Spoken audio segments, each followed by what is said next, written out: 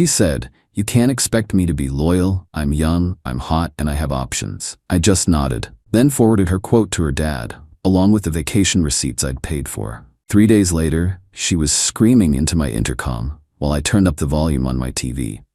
Hey viewers, huge thanks to everyone who's already subscribed. We're getting super close to 10,000. If you haven't yet, hit that subscribe button and help us reach that milestone. Monday evening, I called Monica's apartment and asked if I could speak with her father about something important. "He's here for dinner," she said, sounding confused. "Is everything okay? Just need to talk to him about something. It's important." Robert got on the phone at 8:40 p.m. By Wednesday morning, his daughter's financial support was getting some serious conditions attached. But I'm getting ahead of myself. Let me tell you about Sunday night when Monica, 23F, decided to explain her dating philosophy to me. I'm 28M, own a plumbing business, do pretty well for myself. Monica works part-time at a salon when she feels like it, spends most of her time at the gym or creating content for social media. We've been together about 10 months. Her dad, Robert, owns a chain of auto repair shops. Family has money. Monica gets a monthly allowance that covers most of her expenses, plus he helps with rent and car payments. I knew she was used to a comfortable lifestyle, but figured that's normal for successful families. Didn't bother me since I was doing fine on my own. Sunday, we got back from a weekend in Vegas that I'd paid for. Nice hotel, good restaurants, shows, the works. Cost me about $3,000, but Monica had been excited about it for months. She was going through photos on her phone, posting the best ones to her Instagram story, making sure everyone could see she was living well. "Thanks for this weekend, babe," she said while editing photos. "These pictures are getting crazy engagement. Glad you enjoyed it." I always enjoy nice things. That's the whole point of having standards. I was half watching TV when her phone buzzed with a DM notification. She smiled at whatever she was reading, typed back something, smiled again. "Who's messaging you?" "Just Trevor from the gym. You don't know him." Trevor was a name I'd heard mentioned before. Some guy who'd been liking all her photos and sending messages. Monica always said he was harmless, just another admirer. What's Trevor want now? "He's commenting on the Vegas pictures, asking if I'm seeing anyone seriously." She said this casually, like it was normal conversation. "What did you tell him?" "That it's complicated." I muted the TV. "How is it complicated?" "Well, it is complicated. We're not engaged, we're not living together, we're just dating. Dating exclusively for 10 months. She looked up from her phone. "Exclusively according to who?" "According to the relationship we've been in since last year." "Jake, you're sweet, but you need to understand something about me. I'm 23 years old, I look like this," she gestured at herself, "and I have options. You can't expect me to be loyal just because we've been hanging out for a while." I stared at her. Hanging out? Dating, whatever you want to call it. The point is, I'm not ready to settle down with anyone. I'm young, I'm hot, and guys are constantly interested in me. Why would I limit myself? Because we're supposed to be in a committed relationship. That's your interpretation. I never agreed to be exclusive. "Monica, you're my girlfriend. I introduced you to my family as my girlfriend." Labels don't mean ownership, Jake.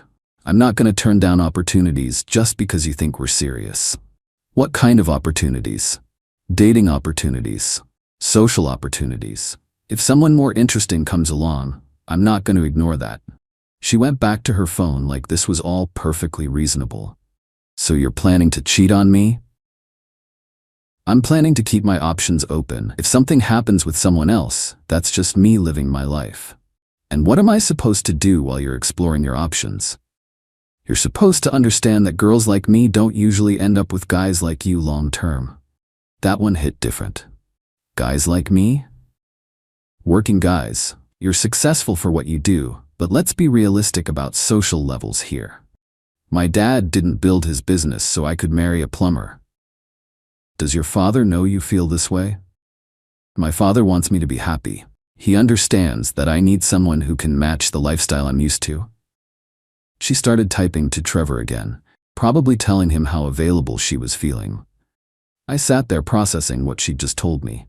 10 months of what I thought was a relationship, and she'd been treating it like casual dating while shopping for someone better. Here's the thing. I was proud of what I did and made good money doing it. But the casual way she said it, like I was just entertainment until a better option appeared, that stung. Monica, let me make sure I understand this correctly. Understand what? You said you're young and hot and have options, so I can't expect loyalty, right? And you said girls like you don't usually end up with guys like me long term. That's just reality, Jake. And you're planning to keep exploring other opportunities while I'm paying for your vacations. Now you're making it sound bad. I appreciate what you do for me, but that doesn't mean I owe you exclusivity. I had heard enough. Time to let her father know exactly what his money was supporting. The phone call that started it all. Monday morning, I was replacing a kitchen faucet, thinking about what Monica had said. The more I thought about it, the more it bothered me. Not the breakup part. If she wanted to date around, that was her choice. But the using part. Taking my money for expensive trips while openly planning to find someone better. Acting like I should be grateful for the privilege of funding her lifestyle while she shopped for upgrades. During lunch, I pulled up the Vegas receipts on my phone. Hotel, restaurants, shows, spa treatments, shopping. 3,000 in 2 days for someone who just told me she was keeping her options open. That evening, I called Robert. We'd met several times, seemed like a good guy who worked hard and had traditional values about family and relationships. Hey Robert, it's Jake. Hope I'm not calling too late. Not at all, Jake. How are things? That's actually what I wanted to talk to you about. Monica and I had a conversation yesterday that I think you should know about. Oh? Is everything okay? I'm not sure. She explained some things about her approach to relationships that surprised me, and since you're supporting her lifestyle, I thought you should hear it directly. What kind of things? I told him about Sunday's conversation. Her comments about keeping options open, not being expected to be loyal, guys like me, not being long-term material for girls like her. She said this to you directly? Word for word, right after we got back from Vegas, which I paid for completely. Long pause. That's very concerning, Jake. Let me talk to Monica about this first and get her side of the story. I understand. I just thought you should know what happened. I appreciate you bringing this to my attention. I'll need to have a serious conversation with her about this. I appreciate you taking this seriously, Robert. I take family values seriously. Using people while looking for something better isn't acceptable behavior. Tuesday evening, Monica called me around 7 p.m. Jake, I had a really difficult conversation with my father yesterday. He said you called him about something I said to you. I told him about our conversation yesterday. What conversation? The one where you explained that you're keeping your options open and that guys like me aren't long-term material for girls like you. Silence. Then, you told my father that? I told him exactly what you told me. Jake, you can't just run to my family when we have relationship discussions. I didn't run to anyone. I shared information I thought he should have as the person funding your lifestyle. That's private between us. Nothing's private when you're openly planning to use me while shopping for someone better. I wasn't using you. I was being honest about where I am in life. You were being honest about treating me like temporary entertainment while I pay for your experiences. That's not what I meant. That's exactly what you meant. You just didn't expect me to tell the person writing your checks. Jake, please call my father back and clarify that this was just a misunderstanding. It wasn't a misunderstanding. You were very clear about your intentions. My father is talking about putting conditions on my allowance now. Sounds like good parenting. This isn't fair. What I said was private. What you said was disrespectful to both me and your father's support.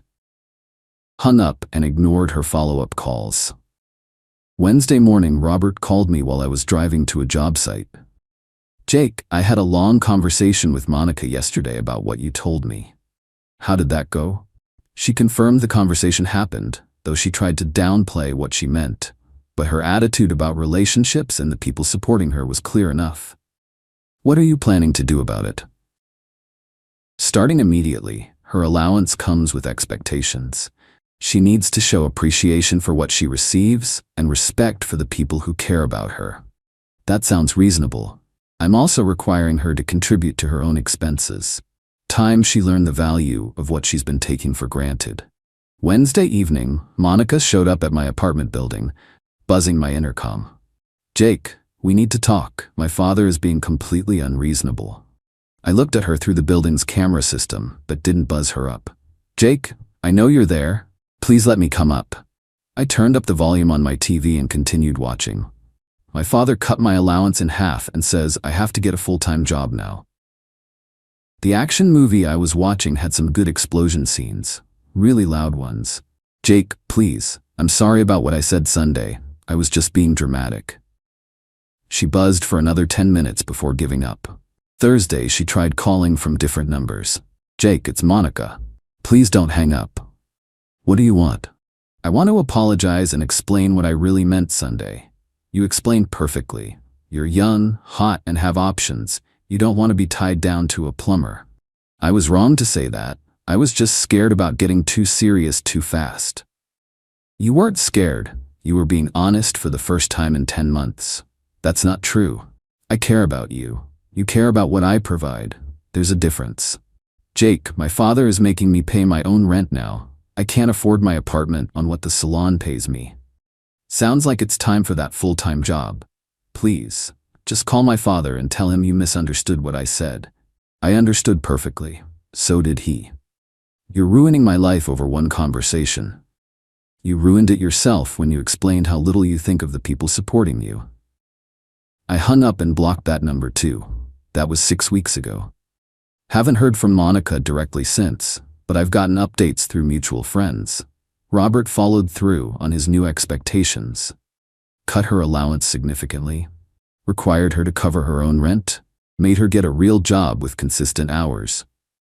Monica struggled with the transition from Instagram lifestyle to working retail full-time. Turns out taking orders from managers is different from taking selfies at the gym. She had to move to a cheaper apartment with roommates. No more solo photo shoots in her designer kitchen. Her Instagram content shifted from luxury lifestyle to motivational quotes about growth and learning experiences. Trevor from the gym lost interest quickly once she needed actual emotional support instead of just validation. Apparently, guys who slide into DMs aren't usually looking for complicated relationship situations. Monica tried moving back home, but Robert had conditions. Contribute to household expenses, follow house rules, no entitled behavior about money or lifestyle. She lasted less than a week before deciding independence was better. Last I heard, she was working multiple part-time shifts to make ends meet and asking Robert for a position at one of his shops. He told her she could start as a receptionist at entry-level pay if she was serious about changing her attitude toward work and money. Me? I'm doing fine. Business is good, finances are stable, no one's explaining why they're too good for me while cashing checks I write. Started seeing someone new recently. Lisa's a nurse who works hard and pays her own way. When I told her about the Monica situation, she said, "Anyone who thinks they're above honest work probably isn't good for much else." The conversation with Robert accomplished exactly what it needed to.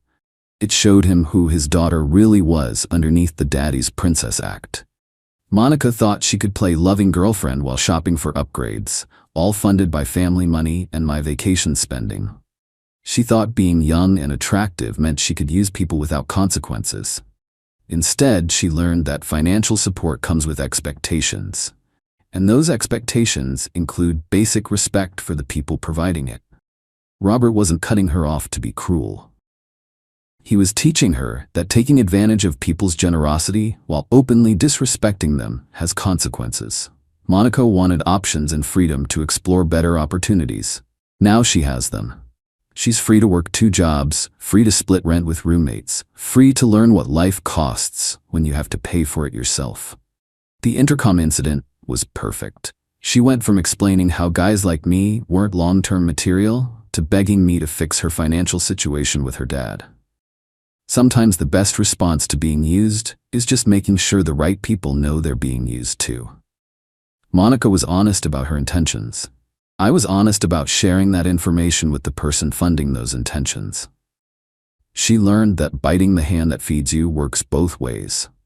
When you disrespect people's support, don't be surprised when the support stops coming. The conversation she thought was private between us affected her father's decision about continuing to enable her lifestyle. Natural consequences for unnatural entitlement. Robert heard exactly who his daughter was and made a parenting decision based on his own values about respect and appreciation. Perfect example of why honesty matters in both directions.